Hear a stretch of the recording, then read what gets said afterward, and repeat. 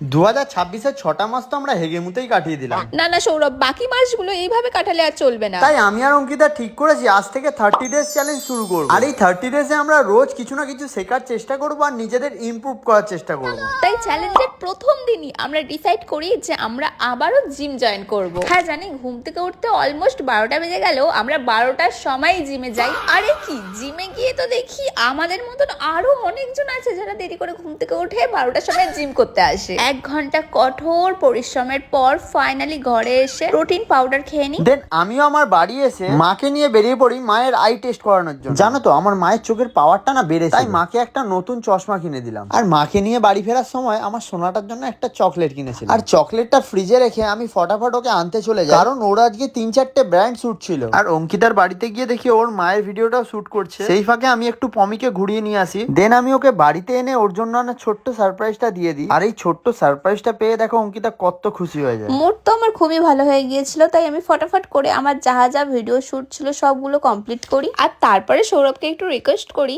আমাকে একটু লং ড্রাইভে নিয়ে গিয়ে ফুচকা খাওয়ানোর জন্য। কিন্তু ফুচকার দোকান বন্ধ থাকায় আমরা শুধু লং ড্রাইভে হাওয়া খেয়ে বাড়ি ফিরি। আর আমাদের চ্যালেঞ্জের প্রথম দিনে আমি কিন্তু প্রায় অনেক কাজই করে ফেলি। আমার যত পেন্ডিং ব্র্যান্ড শুট ছিল সেগুলোকে কমপ্লিট করি, জিমে যাই। হেলদি খাবারটা বাদে বাকি সবকিছুই পারফেক্ট ছিল। আর আস্তে আস্তে আমাদের এই রাস্তার খাবার খাওয়াটাও বন্ধ করে দেবো।